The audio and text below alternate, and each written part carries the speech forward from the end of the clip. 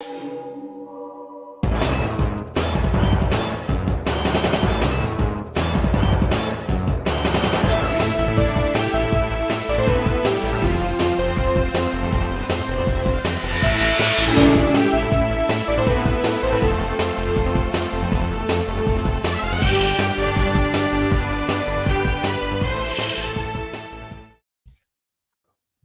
to Invincipod, probably the best podcast about the Amazon Studios animation series Invincible on the internet. I'm James.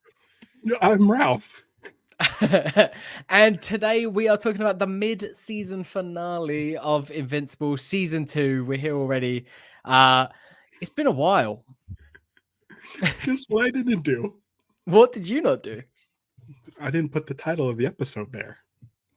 You replaced it with something else because we're not doing it. It just said mid-season. It just said mid-season finale. We're not doing it alone. From the Get the Fuck Out channel. Yeah. Sorry. Yeah. Get in here, Johnny. Lucha Johnny's with us, everybody. Okay. So much going on. Yeah, Ralph, this is full chaotic mode, Ralph. I've not seen this before. Not like this. I'm a little worried. I sat down about 4 minutes ago after a very long 10-hour of stuff I was doing. But also, so last week, Vactor was on. Yeah. And Vactor, after we recorded, sent me a DM. Thank you for joining me, Ralph. You seem so happy on the show. I'm like, I know. I love Invincible. And I had mentioned, you know what, I'm thinking about maybe changing a couple things. With the show? Then, yeah. Oh. And was it some of the changes that you've made? Yes. Yeah. So if anyone is just listening to the audio podcast and not the video, I was surprised in our intro when our logos changed. Well, the backdrop, the sort of all the branding has changed. Blue and black. Yeah, we've gone blue and black. We're in our blue and black era. It's a little premature. It is, but it's coming. We're this close. They're working towards it, right? With the end, the Invincible, it's like 100% coming. And that's exciting. That's good to see. So I showed Vactor the new opening and stuff. I've created a new updated logo that I'm going to put on all our socials as soon as we're done recording this. I might even change it in iTunes to the blue and black. It's something that's coming that I was never really excited about. I never really cared much for the blue and black Invincible outfit, but now I'm like, I think I'm getting more fired up about things coming down the pipeline than I am about maybe this episode. But let's talk to Johnny for a second. Yeah. Guess what, guys? I'm still excited about Invincible. It's not that I hated this episode. I was gonna say a finale's like your crutch. Can you just you just don't like any finale mid-season or otherwise? No, I know. Listen. I love this show. Yeah. I love this show. But let's talk to Johnny real quick. Johnny, am I to understand that you also have read the Invincible comic books? So here's what happened.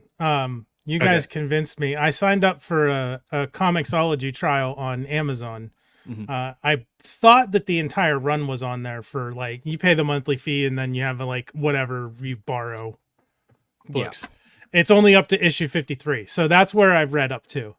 Oh man. Oh. Okay. I mean, that's a good chunk. So you've still read all of this stuff that they're adapting at the moment, but yeah. Okay. Have you gotten to blue and black suit Invincible? I think he just switched to it in the book. He just got the new suit from his source. Yeah. Ralph, I think he hasn't had it very long. Because weirdly, Ralph and I line up when we were reading trades and then issues and then back to trades. Almost to the issue. And I think it is right around that. I think it's the late 40s. I think maybe 49 or something. Because a friend of mine, in the back of quite a lot of the issues, they had pinups of characters and stuff like that. A friend of mine, Eamon, who's a toy designer now. He works at Mondo, or not at Mondo, but he does a lot of freelance work for Mondo and stuff like that, doing toy designs. He did a pinup like quite early on. He was doing pinups, and he did an Eve pinup that was in the back of, I want to say it's 49. So I just always remember that was around then that I switched to issues. And then is 50 the big image spectacular with like the trifold cover with Madman on it? Was, yeah, and Spawn's on there and everything. Like, yeah, of course, yeah, because Madman would have been Image at the time. Yeah, yeah, yeah. Dude, Otley drawing Madman. Yeah, like one of those right there. It's nice. Totally blown out by the sun that is coming in. But that's an Otley drawing Madman as much as that is Jaws print. Like, it's who knows. I mean, I'm telling you, I can go grab it. You will see how I dressed to go to record store day, which is pajama pants with shorts over the pajama pants. I'm still wearing my shoes. I think this is the first time I've ever podcasted with shoes on. Yeah, I was looking at it because we're running out as soon as we're done here. We're heading out, and I was like, "Oh, do I just put my shoes on now?" But no, I'm not. Yeah, I'm taking them off. He's taking them off, everybody. Speaking of no shoes, I was trying to think in the timeline of Invincible, and I hope this doesn't spoil anything for you, Johnny. But I kept looking at Omni-Man's feet, and he's definitely wearing shoes still. I don't know when that occurs. There comes a point in the comic book where Omni-Man doesn't wear shoes because why would he need them? He doesn't need them. Yeah. And I always thought it was a cool design. Let's talk about Omni-Man because Nolan. Yeah. I mean, he's not even referred to once as Omni-Man in this. It's like he's not Omni-Man now. He's right. Nolan. He's Nolan Grayson. That's who he is now. Okay, so did they even say Nolan at any point? Yeah. Or did they refer to him? Yeah, no. Is it Talia? No. His wife or his new bug wife. She says Nolan. She definitely refers to him as Nolan. So Lucan did too. Lucan was like, Nolan had. Did the rumors are true? Nolan had a child. With I think all of the Viltrumites that we see do. I'm pretty sure. Yeah. So here's the thing. The fact that he's calling himself Nolan means that his time on Earth is now his identity. Yeah. And he's chosen because I'm assuming before he went to Earth, he wasn't called Nolan because I don't know. They've all got names. Sort of, nah, like I mean, you think about it. It's like Lucan, Vidor, Thula. Like they're all sort of. But Nolan's so Earthbound. It's like Luke. They do cover it's it. Such in an Earth name.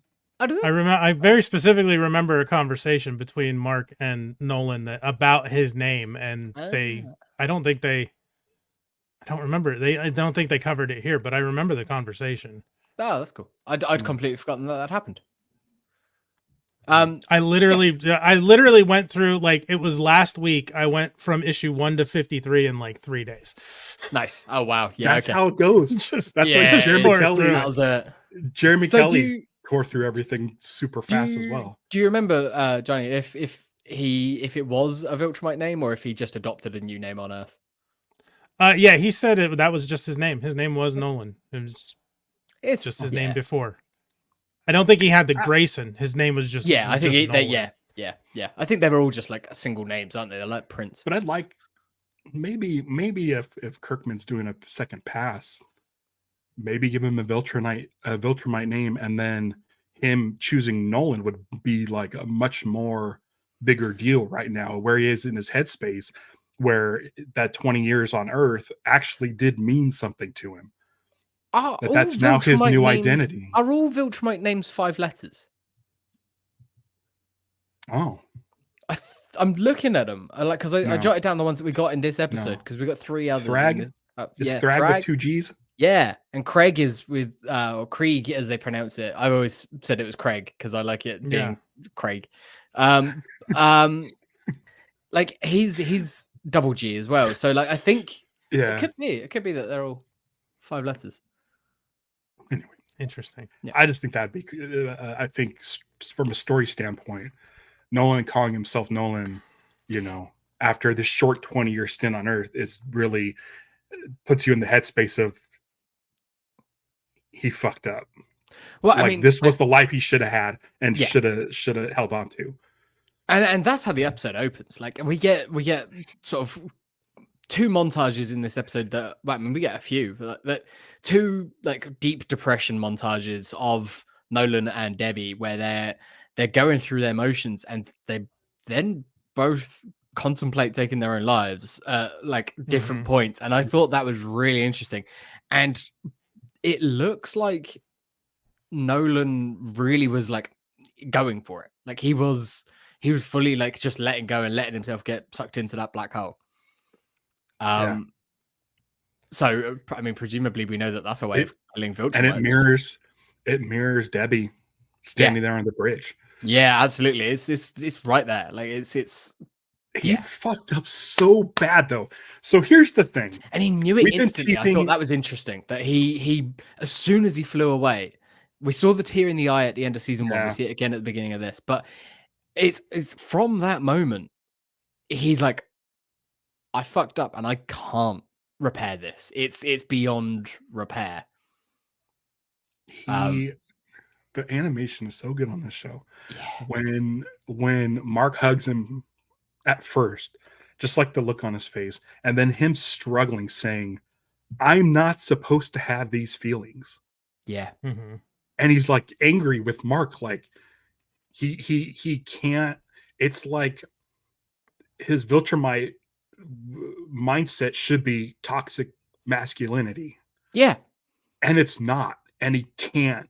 And it's like Mark brought that to the forefront for him. So he's so, it's not that I don't know, it's a blame kind of, or it's associated with Mark so strongly because Mark was the one who in their fight at the end, he got through to him. He did that. Yeah. I want to loop back around and talk about Debbie and Art later on, but the fact that Mark got through to him is so key. And so that is why, like, when he's angry, because it would be so much easier for him and for everyone. It would save lives at this point. It would save lives if he just went and became the Viltrumite conqueror. But he doesn't want to do that anymore. He wants to find a different way, a better way. Yeah. Now, we've read the books and we've talked about sort of Debbie and Nolan's future relationship. I don't know if viewers of the show are gonna get behind that just yet, but they're working on I think they're reunion. I think they're staying true to the books. Like we discussed it last week, but I think they're gonna stay true. Just because they're doing everything. They're doing stuff that if they wanted to trim it down, they could easily trim it down, but they're not. They're including everything. There is stuff in this episode that is set up for things that we won't see this season. There's no way I don't think they're going to get to this season. But that's great because that's like long-term commitment. It's when Kirkman was putting stuff in the books, it was like, I hope he remembers this and loops back around to it at some point. And sometimes he did, and most of the time he did, but sometimes he didn't. Forget. But now it's a case of, because it's a second pass, it's like, if they're including it, it's purposeful. There is a reason for it, and it's going to come back. Johnny, you had something? Yeah, because I just went back and looked at hang on, I'm pulling it up. I looked at the issue where Mark was on the planet in the books, and they show the sequence where Nolan is telling Mark about what he's doing. He's flying through space. They didn't show the whole thing with him rescuing that ship from the black hole. Like, he just flew and found this planet, and he's like, I found it to do, like, so that's a bit of a change. So it leads into something I'm wondering with Angstrom and the portals. Is this a different universe than the comic universe? Do you think they're going to leverage that to have this be an entire different, one of the different multiverses than the one that's represented in the comics? And that's where the differences come in. I would love to see a portal open and it just be flat out the comic book art, or like the motion comics that they put out on the motion the comics, iPod, or you do the 2008. same stuff but make it Cory Walker instead of like a more Ryan Otley look. Like you just flip it. The curly cute elbows and the Yeah. It's like maybe I like that option. That's one of the fun things that you get when you do multiversal stuff is you can say, well, it's all happening, it's all included. And because like Seance Dog instead of Science Dog. Yeah. Right. It's all of those sorts of changes you could have in there. And as someone, when I think Ralph, you mentioned it, when Kirkman was interviewed recently and they were like, oh, yeah, you're not like tired of all the multiversal stuff everyone's doing at the moment. It's like, I was doing this like 20 years ago. I wrote this story 20 years ago. There was multiversal stuff then. Like, come on, give me a break. I'm just adapting my own story. Watching. I watch a couple. I watch Screen Crush and I watch New Rock Stars. Screen Crush has already released theirs. They must have did them ahead of time. They probably got the 4 episodes ahead of time and had them ready to go. Keep talking about like similarities to Loki, the show, and to the comic, and they don't really talk about it as much as New Rock Stars, which says, but Kirkman was doing this in the books in 2000, like 20 years ago. Yeah. So it seems like Screen Crush is talking about Angstrom Levy in the same conversation as Kang the Conqueror. Whereas New Rock Stars, when they mentioned it, said that Kang really didn't do this sort of Kang stuff until after Invincible was written or around the same time. It was, it was from my memory from when I was reading stuff back then, it was Young Avengers when you started getting like multiple Kangs and things like that. I think that's always been part of his history, but like, yeah, I just remember like the reveal in Young Avengers being, oh my god, like wow, that's super cool, and it's Kang. And that was around the same sort of time. It was the early 2000s. Yeah. So people watching the show who are just discovering the show because they, like Kirkman, maybe haven't read the books, are probably thinking like, multiverse, really? That's where Invincible's going? And it's like, it's been going there for 20 years now, and it's kind of. I don't really mind it, and I think that I haven't watched Loki season 2. Johnny said it was pretty good and worth. I quite liked it. I feel like, just real quick, Ref, I know you said you have Marvel fatigue and you didn't. Yeah. That's why you weren't watching it. But I feel like Loki season 1 and season 2, they're Marvel, but they just feel more to me just like good sci-fi than they do. Okay, Marvel. They're on their own little specifically island. The Marvel formula. Yeah, like. I've got my pruning rod. I got my TVA, my TVA badge. Oh, yeah, okay, cool. I was saying on our streams about Loki, like this is the show that has made me want to get like Loki is the show that made me want to get like. I've read the Star Trek: The Next Generation technical manual, like cover to cover, multiple times, like the essentially the owner's guide to the Enterprise D. I want that from Loki. I want like the TVA guidebook, and not like, oh, here's all the behind the scenes stuff. Like I want the in-universe TVA guidebook with all the techno babble that's in it. Like that's what I want. So that's what I'll say about Loki. This is about Invincible. Yeah, but but the thing is, like, the show is so well done. It's really well done. James, I know a little bit about your relationship with your father. Johnny, I know nothing about you and your father, but I was thinking about you. I was thinking about you, Ralph, when I watched this episode. And I've read this issue, and then that's one of the reasons why I wasn't like super amped when this episode was done, is because like we've literally been waiting for this episode all season, and we as readers know what happens next. We've been talking about Oliver, which again, sorry guys, it still hasn't been named, but I feel bad. Yeah, we've met Oliver now. That's not I don't think that's a big spoiler. But the fact that they don't say his name, we've been dropping the name Oliver, and then they don't say it in the episode now. They're making like a big deal about him coming up with his own name, and I'm like, oh no. Well, they did that in the book too, because that was not too long ago. Like, yeah. So that's 6 letters. Has he taken an extra letter for the other species? Mark lost the letter he gained on. maybe. But for me, yeah, there wasn't a lot of surprises, and I kind of had been waiting for this stuff to come, and it came, and it was awesome. But it wasn't like anything like earth shattering as far as for book readers. Just based on thumbnails that I've seen from live reaction videos on YouTube, because when I open up the Invincible account on YouTube, it's all Invincible stuff. Every reaction, every live like viewing and stuff, and everybody's like, holy shit, the most bonkers episode of Invincible ever. And it is. It is. If you haven't read the books, it is. And so for them, like this is the first time where I'm like, oh man, I'm bummed that I read the books. Like, because we told Jeremy this whole time, like, just read the books. It's not going to spoil anything. But at the same time, like the introduction to Oliver is so huge. It's such a huge moment. The tongues, the kiss, like the kiss, like so everything about it. And it was like we're Mark in all of these moments. Like Mark is our audience proxy, and from the first you gotta be fucking kidding me, like, and the cut in the middle of it to that's where they drop the Invincible, like, which is not the normal joke of something Invincible, like. No, and that was it's an great. homage. Yeah, it's an homage. I saw from one of the Spider-Man movies. I think the most recent one, the second to last one. It was at the end.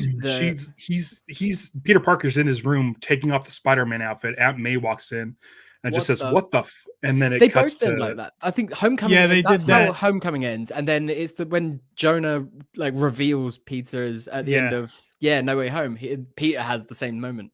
So it's like they're doing that, but when they come back, they actually say, they're like, "Oh, this is our version of Spider-Man. We can say the F word," and so it's like it's Kirkman being like, Marvel's cute and all, but here we have the guts to say stuff.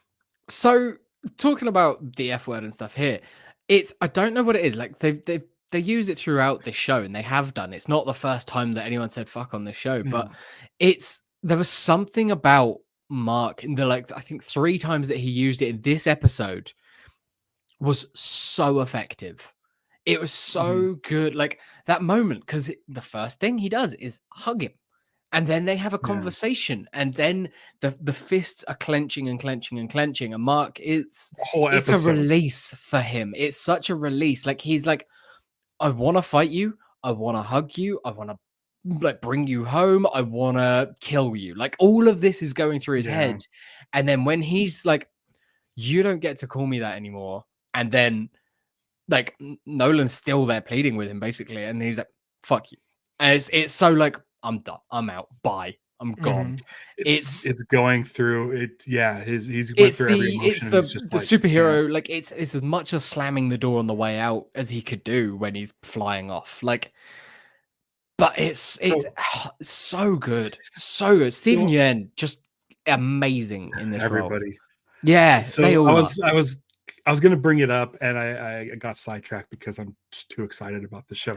But again, so my relationship with my father is non-existent. It's essentially he lives on a different planet. And there was a point where I tried to get out of it, but mentally I had to go to a cousin's wedding. There's no way I couldn't go to this cousin's wedding. And I'm just like, we'll sit in the back.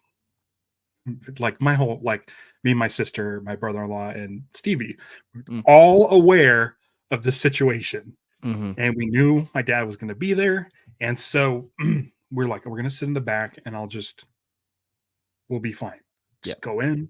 No one will notice. We'll bounce. We made it till about like 5 minutes before the wedding started. And I saw my dad come up the aisle and go sit in front of us. And I left the church, went to the back, saw my cousin who was about to walk up the aisle, gave her a hug, said, I love you guys. And I just went outside. And then like, I don't know, after 10 minutes or so, I snuck back in. And me and Stevie, I grabbed Stevie. I'm like, we're out of here. There's so many emotions that go through your head that when this scene happened, like I started tearing up. Yeah. I can imagine. But I like it. It's one of those things where this show is so good, and I think more effective than the comics about loss, about family, about parents. The thing is, like, yesterday was Thanksgiving here in America. Visited in-laws and stuff, and Stevie and I talk about like adults, parents. We're not parents. We decided not to be parents, but we're like parents. We've got to this point where we realize, like, you get to an age, I guess, when you're like, parents are just people. Yeah. And maybe your parents don't need to be put on a pedestal so high. There comes a point where you as a kid start having conversations with your parents about adult stuff, and it's like you are now kind of on the same level. And it also it hits a point sometimes where it's like, you know more about a thing than your parents do, and you're like, that's always one. Yeah, trying to convince them that sometimes is hard. I'm going to bring up Star Trek, Johnny. One of my favorite things in Star Trek is that even back in the original series, back in like whatever it was, 66, they find like religion like archaic. Like they like Kirk mentions religion was this weird thing that humans did. Yeah, there's a chapel on the original Enterprise, like on the original series Enterprise. There's a chapel where they do weddings, but like I don't recall seeing like a crucifix on the wall or any other thing like that. Non-denominational. Ceremony place. But like the Enterprise D from Star Trek: The Next Generation never made allusions to a chapel. Like they're not even a nurse chapel. No. They're at best agnostic. Although when you have an omnipotent and omniscient being onto the bridge of your ship and turn people from robots into humans and humans into cats, like, I mean, something's up. Who knows what's actually out there? But so like with parents, like I was raised Catholic, didn't do confirmation in 8th grade. Same. Still got forced to go to Catholic high school, whatever. Yeah. Everything worked out for me, but it's one of those things where I struggle with my mom's beliefs. My mom is such a hardcore Catholic that it's just like, I'm like, it drives me nuts. And there's no way I can convince her, like, hey, listen, things that the church does, not good. Certain teachings are good, but some stuff is also not good. And in this moment with Mark and Nolan, it's like Nolan is finally realizing, like, oh shit, the things I believe in are bad. Yep. And I was like, I'm so rooting for Nolan now because I want him to just be the good guy and realize I was latching on to ideals that were not great, but unfortunately he did kill a lot of people. It's really hard to bounce back from that. It's the greatest challenge I think potentially any comic book series has ever given itself, and any comic writer has ever given itself, is to make you loathe Nolan, like, and like think of him as the ultimate villain, and then make you feel for him again and make you root for him again. And it's like, wow. And the fact that, again, like, I don't think we're jumping ahead too much. The fact that they never let you forget that he did those things, that it's always there and it always will be there. But the fact that you do root for him, and even in this episode, you're like, oh man, you're really trying here, and I've got so much time for that. Like, still, fuck you for everything that you did, but oh man, do I want to see you earn it. And that's the thing. He doesn't want it free. He doesn't want to be forgiven. Right. That's why he doesn't apologize. I think he can't apologize because he knows that it's unforgivable. He's like the Fonz. I mean, that's it. It's like he knows that what he did is unforgivable. So why even bother trying to ask for forgiveness, or not even ask, but like saying he's sorry? It doesn't matter how much he says it. It's kind of like if he has any shot at it, he's got to earn it, and that is going to take a lot. Yeah. It's also a weird. This is a weird analogy, but have you guys seen the movie From Dusk Till Dawn? Yeah. Yes. George Clooney. Yeah. Where you're following these two, the biggest fucking assholes. Yeah. Like Seth Gecko and Richie Gecko are the biggest. Yeah. Gordon Gecko's the other one. Also an asshole. Wall Street.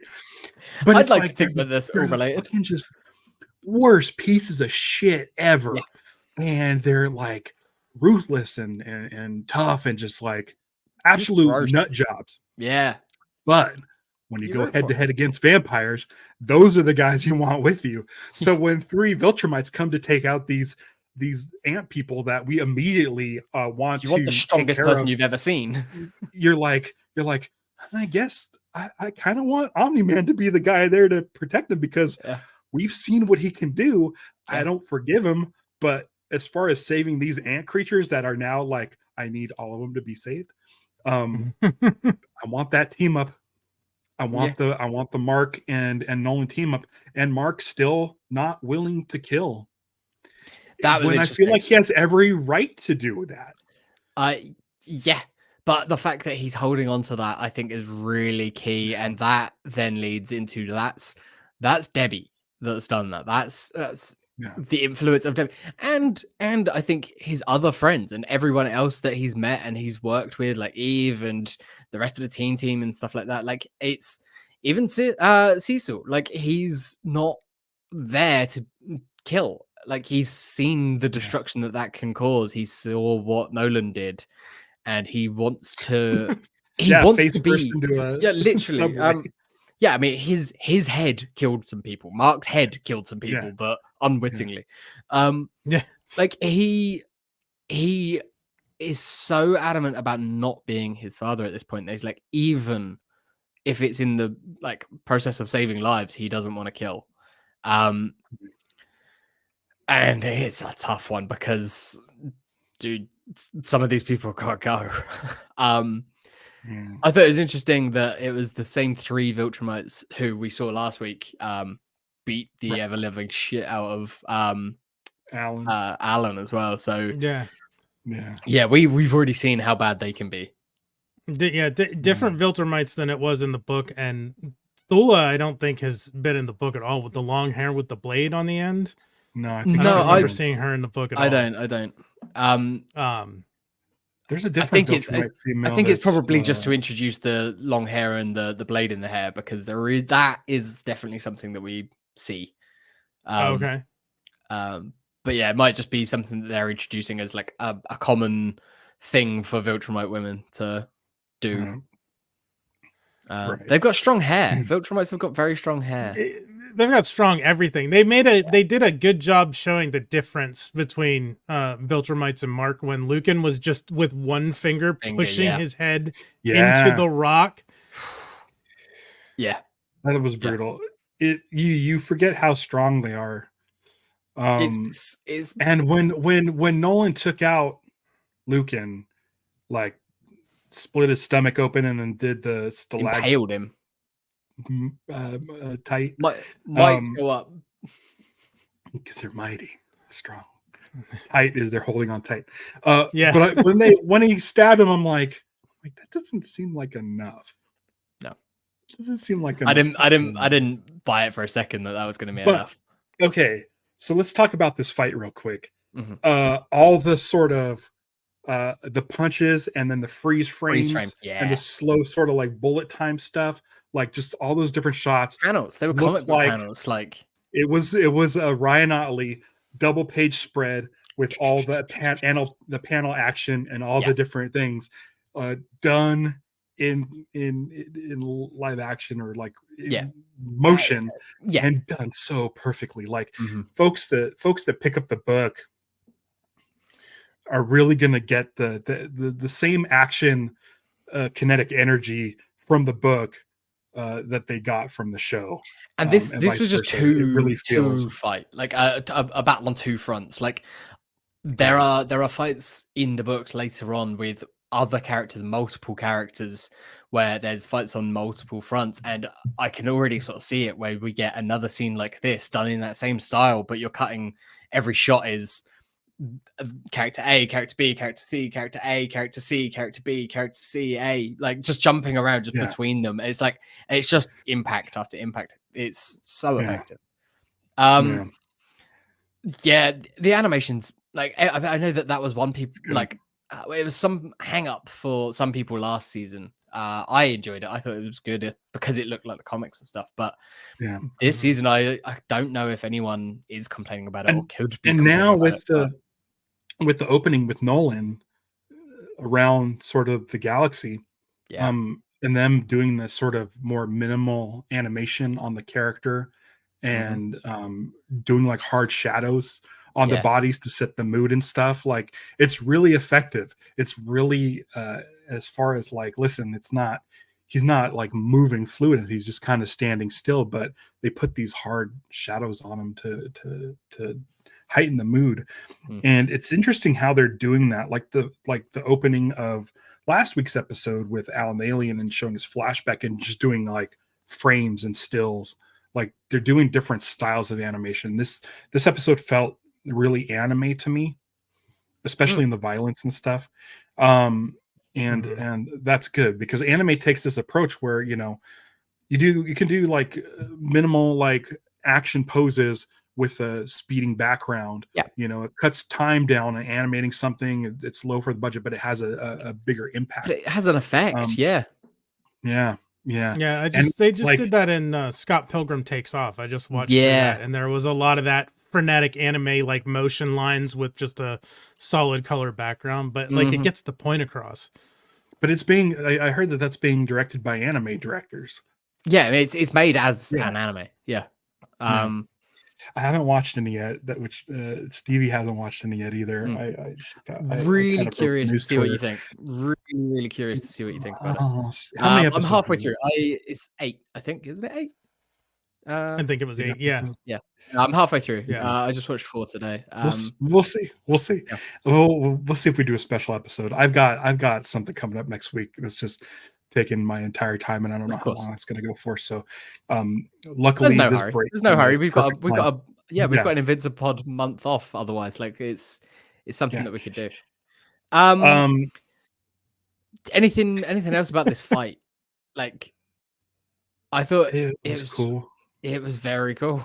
And they still really lost. I thought that was really key. I think the fact that Mark and Nolan lost because Mark wasn't willing to kill, and Nolan wasn't willing to let Mark be killed.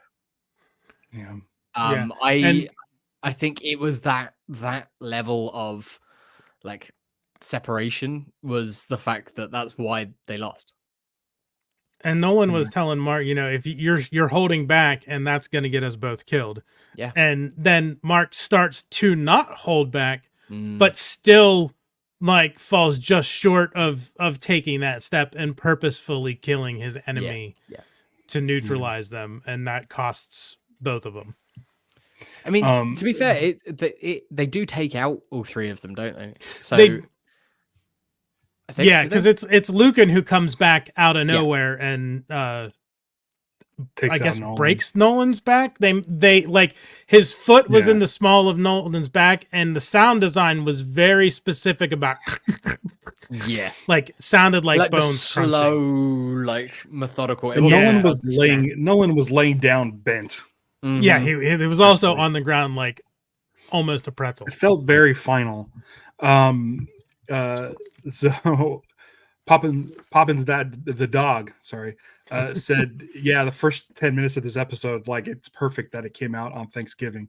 It almost is. It's like, especially since family drama, like, and I think that's the thing. It's so amazing that this show did it, and the comic before it. This is the most like grounded and family, like it hits home for a lot of people, I think.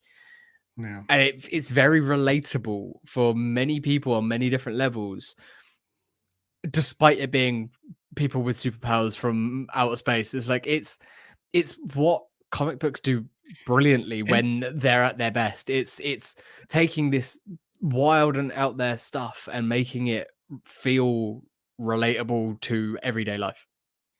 And it's a cartoon. And it's a cartoon as well. That's what nuts. That's what nuts. I'm not really super on board with the Donald storyline.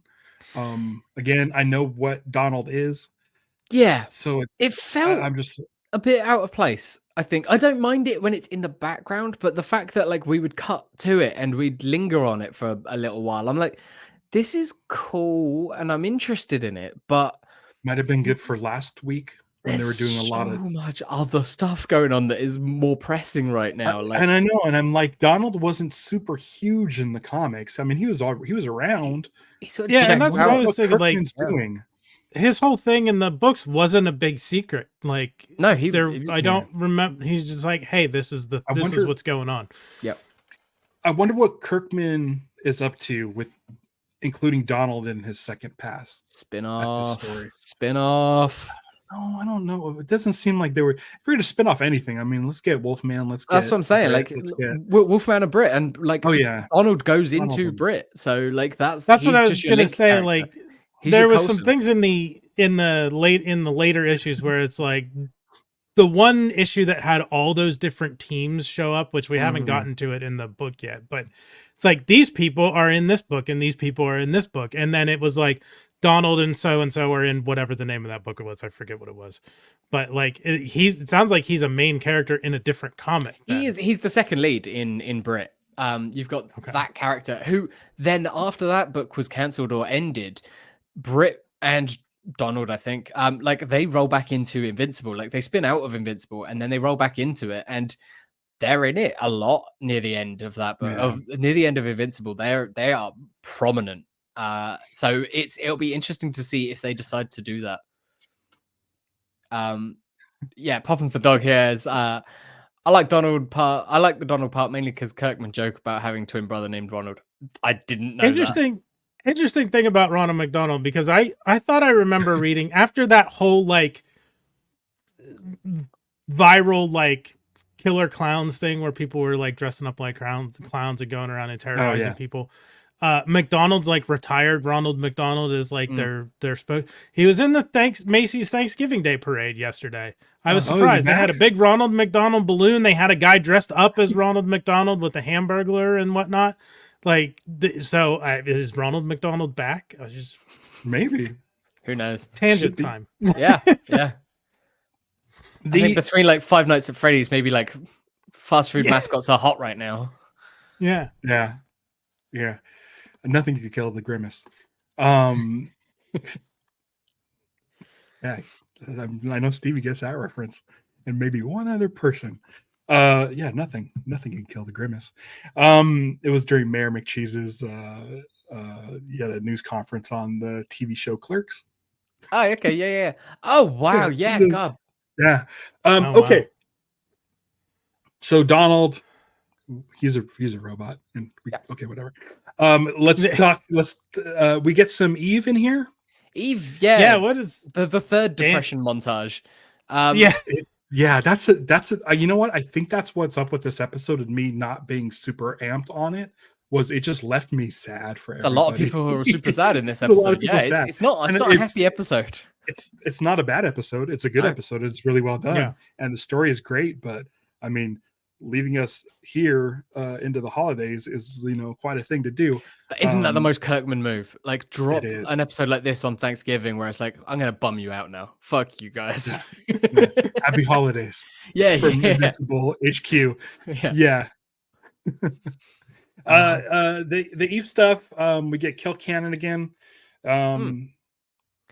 Invading the old team hideout on the bridge, which I thought was fun. And like when Eve said to Amber and William that she keeps a place in the city, I was like, okay, she's just gonna go back there. I think Eve taking a shower is interesting because she doesn't need to. I just Stevie just walked through when I said that and laughed at me. She doesn't need to. On a molecular level, she can be clean or never be dirty. Which leads me to something that I kind of have a gripe with this episode. Oh, I feel like Eve versus Kill Cannon shouldn't be so heavily Kill Cannon heavy. I feel like Eve should be able to take out Kill Cannon real easily and not let people die. She could be the most powerful of any character in this if she sort of like unlocked all of her full potential, and I think that's where they're going with it. So they've shuffled the timeline around of her leaving her horribly abusive father and the abused mother. So by doing that, I think they need to have this moment where she steps away from any superheroing, because at the moment she's still been doing that. She's still been coming into the city and helping out where she can. In the books, at this point, she's away from it. When she goes to her house in Africa, like she doesn't do any of that. She's just being sort of humanitarian and helping. So I think that because here she is inadvertently not responsible for, but is unable to save 2 people from dying.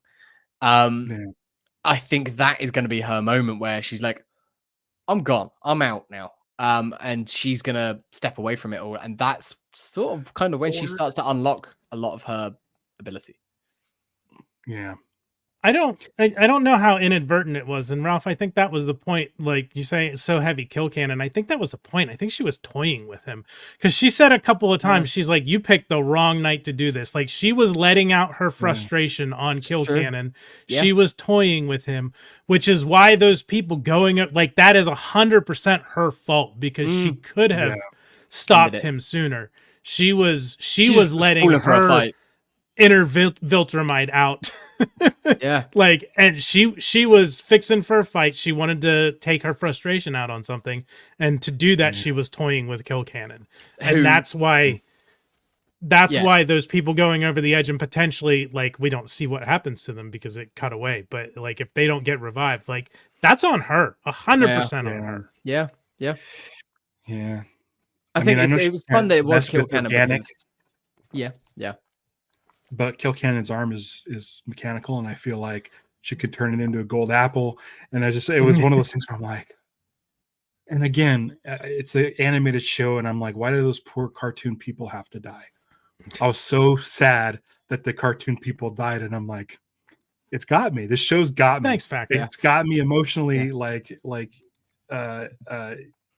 hitting me, because that first 10 minutes when Mark reunited with Nolan, I was getting misty-eyed. That's mostly on me. And, it's but they're unlocking stuff. It's done so well that it just was like I was upset at Eve, and I don't want to be upset at Eve. No, and I think I really don't want to be upset at Eve. I think it ties back into her accident, which was, I don't blame her for that. The thing with the park, like she wanted to help those people and like tried to change the way that the park was, and then it turns out, and her dad is the worst person on the fucking planet. But it's like that meme, it's like when the worst person you know made a good point. He kind of had a point. Like she didn't know what she was doing. Like I don't blame her for that, but I 100% blame her for this with those people. And I think that's a thread that we're seeing. She's learning the with great power comes great responsibility lesson here. And I think this is going to lead to her like stepping away. She's like, what's the point in me doing this? Every time I try and help, I get people killed, or I nearly get people killed.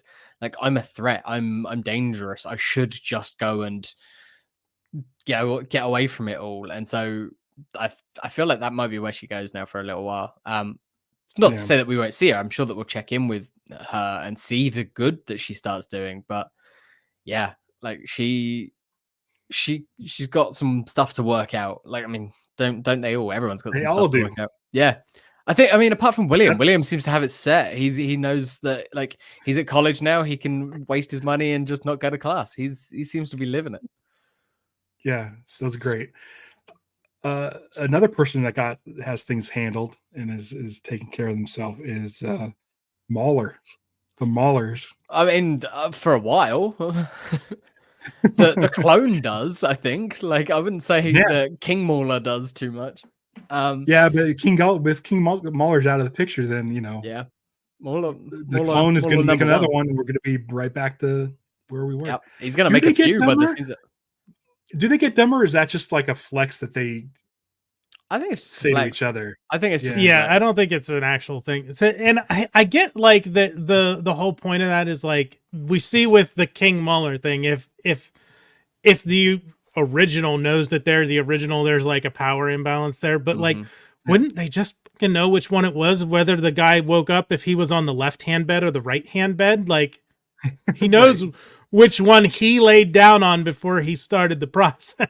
But I think that's the point. Is like they're always going to think that it's that one that they're on. Yeah. They're always going to like. So it's such a fun gag. But then you think about it, if logically, you're like, oh god, it would really fuck with you, wouldn't it? Like, you know that you're this amazing scientist who can make perfect clones, so perfect that you can't tell each other apart. But you're absolutely 100% convinced that you are the original. I like it. It's fun to see him, and we didn't check in with Angstrom or anything at the end of this episode. I thought we might, but it's like, oh no, they're still there. They're making more clones. There's still going to be more stuff going on. Yeah. Let's talk about Debbie and Art. Debbie and Art is, I think, a big one because we see Debbie through a few different scenes in this. She's not in a good place. She's in a real bad place, and I think she started to heal a little bit last week when she found the group, and then to be kicked out of the group like almost immediately. Well, that dude's an asshole. I get it, but like, I get it, but not cool. Like, but also, you should have. But here's the thing: is like Omni-Man has this impact on Mark. Yeah, but Omni-Man has this impact on Mark and Debbie and the city of Chicago and every superhero. Like, Omni-Man's impact is global. Yeah, and everybody hates him. It's like Hitler. Yeah. All of a sudden, like, there's nobody that likes Hitler. Oh, you're Hitler's wife. You should have known. Like that. To me, that like makes sense. And I know the dude is kind of an asshole and not being empathetic towards Debbie. But did you get it? You understand where he's coming from. I can't say that I wouldn't do the same thing in his position. Like, Omni-Man can come back to Earth and take it over. But even he knows, no, it's too. They don't like. They're not gonna. They're never gonna conform to me. They're never gonna. Yeah, that's it. Yeah, it's. And Mark's left in a place where now he's got to do that. He's got to be the guy, the Viltrumite that takes over. Do you think this was the first time that she's gone to Nolan's grave and had that conversation, or do you think this is something she's done? Feels like it. It felt to me like the first time that she's sort of mustered up that courage. And I think it took her standing on the bridge to go, no, I'm not going to do that. I'm not going to take that way out. I'm going to confront him. But confronting that grave is the closest she can do to that. What's great is the scene with Art where you start seeing where Art's the only one to talk to her like, hey, listen, like, don't beat yourself up. Look at what you've done.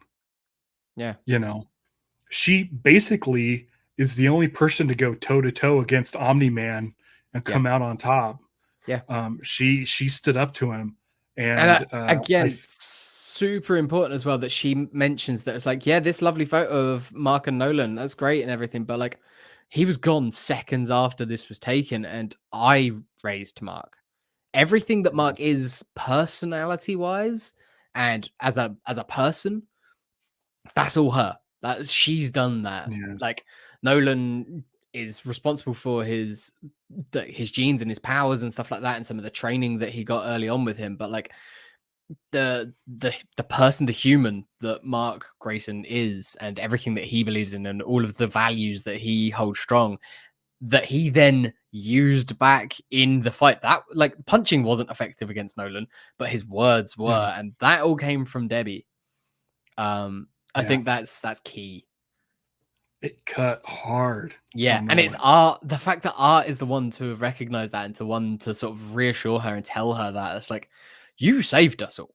Like, Mark was a vessel for you at that point. Like, yeah. So speaking of words, healing, Nolan tells Mark, just read my books. Yeah. Just read my books. And we see that Debbie takes the books and puts them on the curb for someone to pick up, or the trash guy to collect.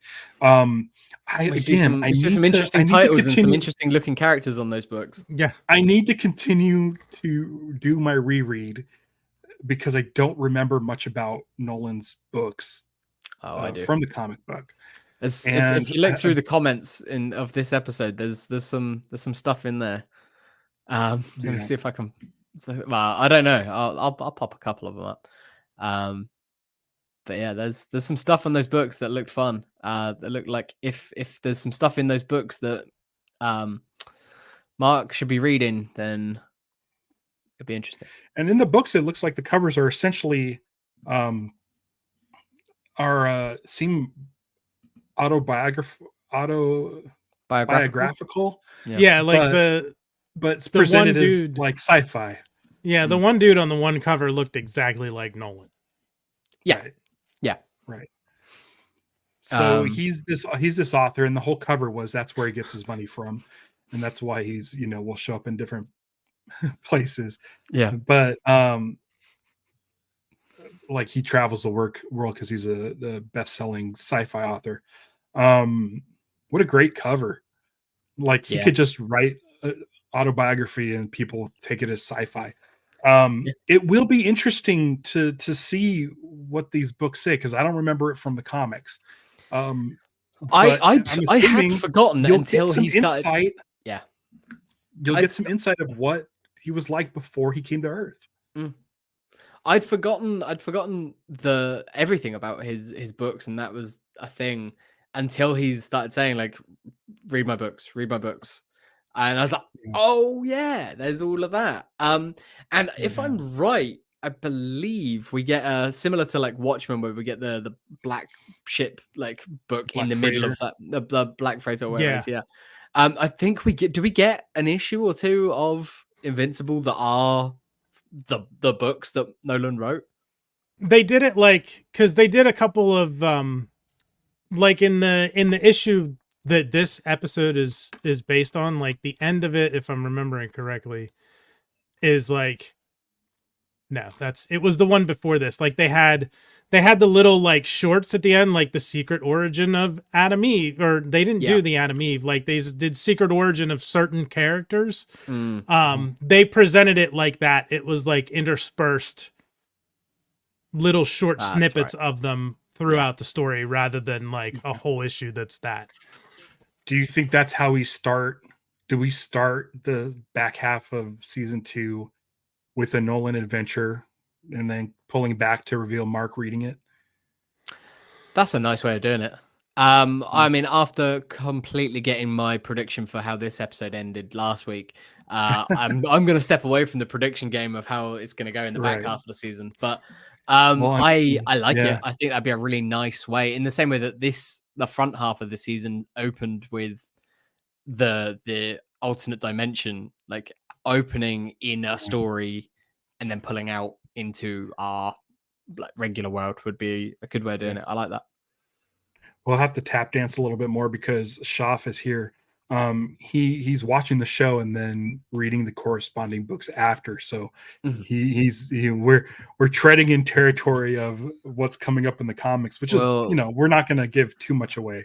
I think what we've said so far is fine. Yeah. I don't think we need to go into any more detail than what we've said. And I don't think what we've said is particularly spoilery. Right. I was thinking about that, and like Ralph, you said earlier, this is like the first episode that made you think like, oh, I wish I hadn't read the books before watching this. Like, I don't know if I'm going to continue reading going forward, just because I feel like the books are great, but it was similar to the thing with the coverage with Ahsoka, where I had never watched Rebels. Like I felt like after I had done that read through and everything, like even with last week's episode, I feel like the episode hit me a little less because I had tore through the comics. So I might pause and see. It's going to be a while too, because I think there's a lot of stuff in the comics that we haven't seen. Where I stopped in the books, there's a lot that I've seen in the books that we haven't even touched on in the show yet. So who knows how how far they're going to go before they start covering stuff that I haven't seen yet. Could be a while. Have Could you- be next season potentially. It very much could be. The end of the episode when Mark is saying that he's being pitched by Viltrumites, and it's is he General Craig? Yeah, Krieg? General Krieg. Krieg. Is he a general? I can't remember whatever rank he is. Krieg. Krieg is here. This is like, again, it's Clancy Brown. As soon as he started speaking before we saw him, I was like, oh, it's Clancy Brown again for like the 900th time this year. It feels like Clancy Brown is in everything. Like, he's everywhere, but it's Like, never a bad thing. No, I just Chris watched John Wick Diamantopoulos. Chapter 4. Yeah, of course. Yeah, he's in that as well, isn't he? He was in that. Yeah. Chris Diamantopoulos, who was on Silicon Valley. Yep. He played just the asshole dude. He plays Donald in this, but he also plays and Kill Cannon. And and just like some random. On my second viewing, I kept the X-ray on, and it's just like scrolling through the names of people. I always do that to grab whatever track, like the needle drop for the Instagram post. It's so crazy. It has that. I noticed that, and then it has just like a butt where you can buy Invincible shit. Oh, that's cool. Oh, I don't think I've got, because I've been watching on my phone because of when I've been able to watch it. I don't know if I've had it'll that pop up and it'll say like it'll have like the Invincible season 2 poster with Mark standing over the puddle of blood with Nolan's reflection. Cool. And if you click that, it opens up. Oh, in UK. Yeah, in the UK, because it might. I don't think we've got too much Invincible stuff on .co.uk, unfortunately. But I think it's stuff like Comixology stuff and things like that. I'm wondering if that Comixology.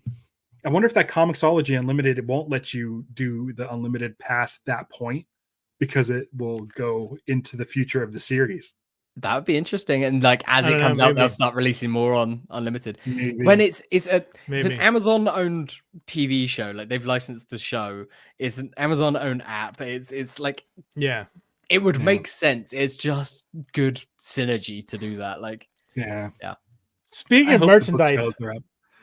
I found I had to get an Adam Eve figure, and there's one on Amazon. That's not the one I ordered, oddly enough. That's by Diamond Select. Skybound, the animation studio, Skybound Studios has their own website. They have their own Invincible merch on there. They got a lot. They have an Adam Eve figure that is more based on her comic look. So instead of the shorts, it's like the one piece. Yeah. It's done by McFarlane, which I hate. Fuck Todd McFarlane and his stupid toy company. But that's a long-standing grudge back to Metal Gear Solid 2 action figures. But I got them because they were on sale. $5 for an Adam Eve figure. Yeah. So I bought that. But like I looked at a review of it, and you don't talk about toys too much on here, but like the pins and the joints and whatnot on it are super. Like she looks good from the front. But from like the side of the back, the figure looks awful. But I'm gonna put her in a flight stand and whatnot, and so it's $5. And I'll probably end up getting the Diamond Select one as well, that has the animated show look. I don't have any. I don't have any Invincible merch. Comic-Con 2009. I nearly bought like I think it was $80 statue of Mark in the classic suit, just flying straight up. I nearly bought it, but I didn't have enough suitcase space because I was buying a bunch of other stuff, and I was already spending way too much money there at the time. So I didn't, and I was like, I'll try and order that when I get back because I could order it into the shop and then get it for 30% discount or whatever. That was my plan, and then it was never available for us to order. So I'm in the same boat. Like I've got 2 Invincible prints, but other than that, I don't have. I don't have anything. The closest thing I have is the Ryan Otley Madman drawing that I have. That's the closest thing I have to Invincible merch. Like if they had like, I don't know if we'll get to the point. I don't think they'll do Lego, but I guess because I don't know if they've ever done like hyper violent Lego characters, but like maybe mini mates. I think there might have been Walking Dead ones. Mini mates. Yeah, it basically like if there's been Walking Dead merch of it, then they could get to a point where they could do Invincible merch of it. Because I busted out all my Green Lantern mini mates and there's a little John Stewart. They're the perfect size for my tiny shelves. You mentioned Green Lantern then, you've got Kyle Rayner in the background. Like I don't know what it was. It was something about Eve's face mask that she made when she went under the water that like gave me real Kyle Rayner vibe. Like it was just like, yeah. It felt like one of his sort of things. Oh god. Okay, so they do have a 4-pack of Invincible Mini Mates, Diamond Select Toys, in stock at Diamond Select Toys. It comes with Alan, Eve, Omni-Man, and Mark. They do not look good. They really don't look good. $200. Wow. What? So apparently they're hard to get. Yeah, that's gonna be a no from me. I don't know if they still make mini mates, but I feel like if they do, we can probably because that's what I want. I like smaller things. Like I have a bunch of these little PVC Green Lantern guys. I really don't like big things. That thing's quarter scale. That thing's about 3 feet high. It's amazing. A little far back, but yeah, it's amazing. It's like this. It's gigantic. I remember seeing the box from that in the back of your car, and it was just insane. Like, it was the back of my car. Yeah. Luckily, my car was big enough. Yeah. And then I have like Madman figures and stuff.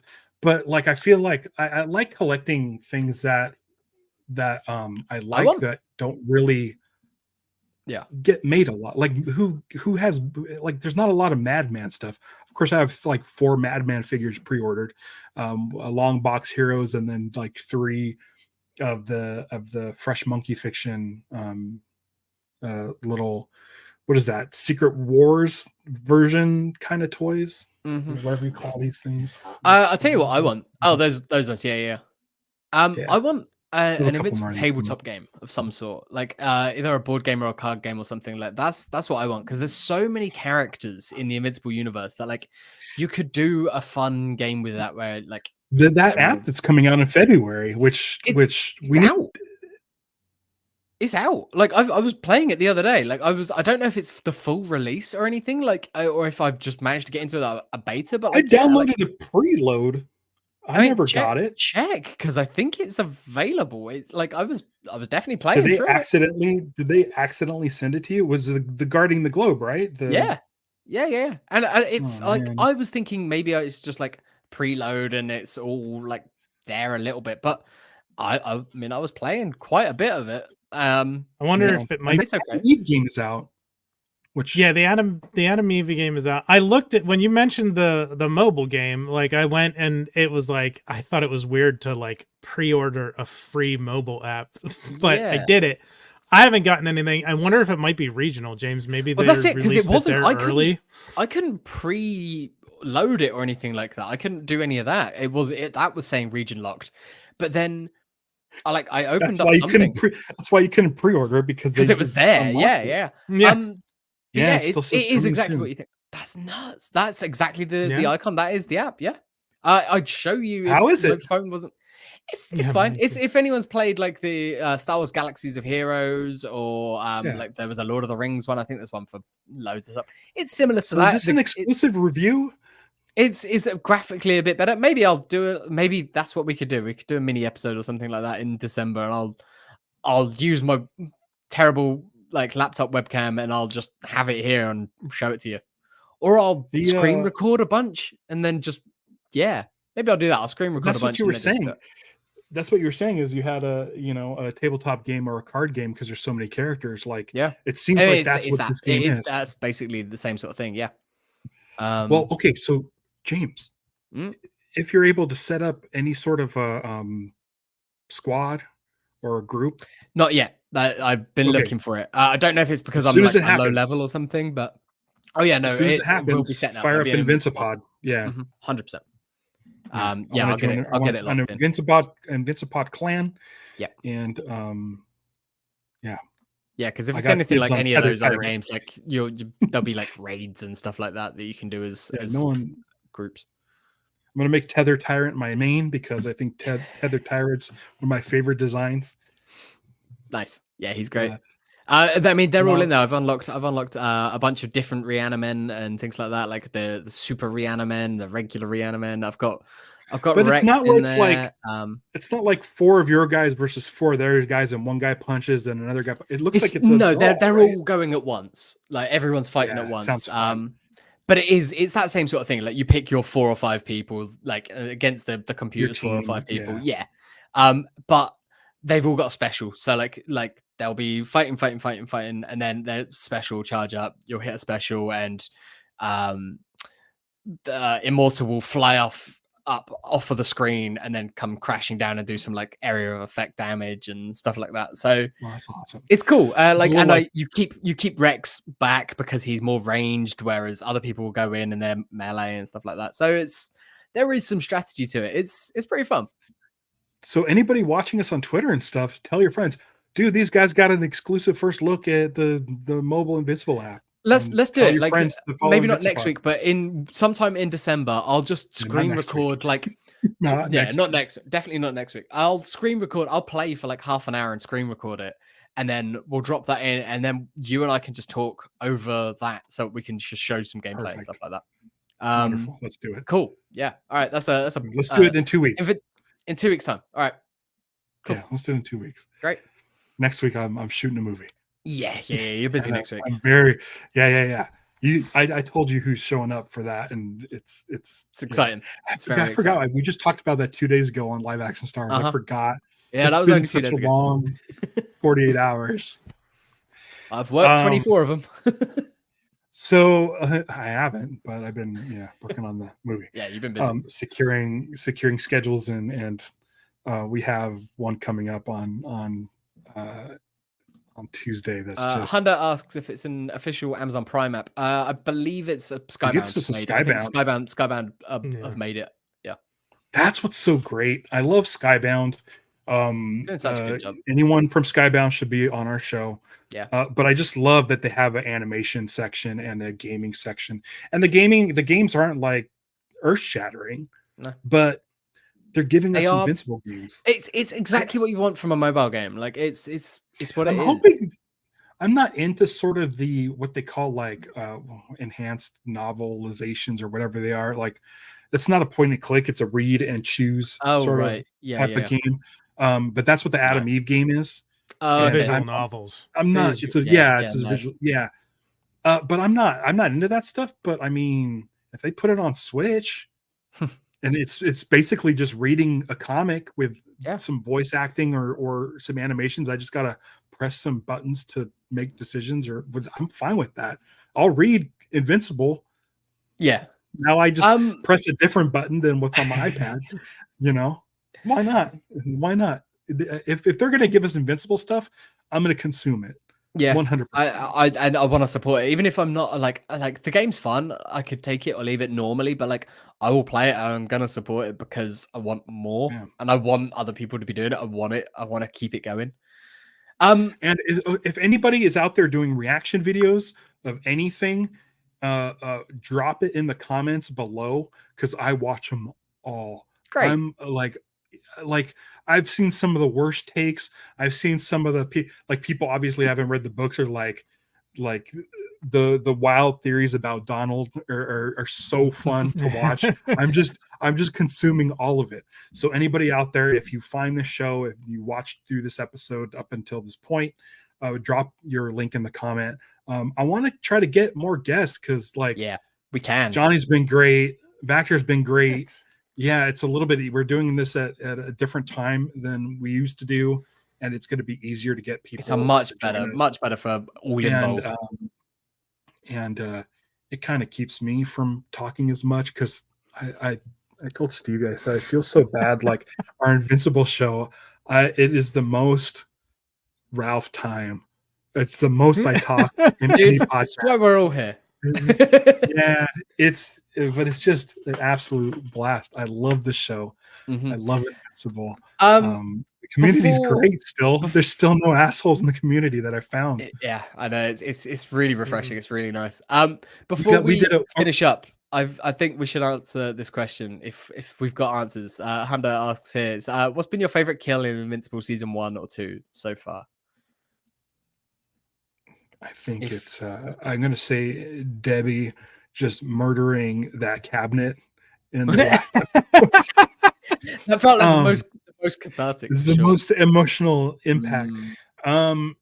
It's tough. I want to say, you know what I think for the entire series for me, I would say Red Rush, the killing of Red Rush. Yeah, it for That me it was changed everything. It was going to be one of the Guardians. I couldn't decide who. With the face crushing, and as soon as the eye popped, because again, I've watched almost every reaction video to that scene. I'll just pop open someone's Invincible season 1 episode 1 reaction, and their faces on the thumbnail are like, and then I'm like, okay, I'm gonna watch this, and I skip ahead to that scene because I know they don't know what's coming. Up until that point, it's been a colorful comic book looking superhero show with some swears in it. Yeah. And they have no idea that the Ryan Otley gore fest is going to hit him. And then as soon as they grab Red Rush's face, you can see in the video too. And if you look at video timelines, it shows you like the spikes. It's always just go to that spike because everybody's going to that part to see how people react. There's a couple of people on there. There's I can't think of her name. It's like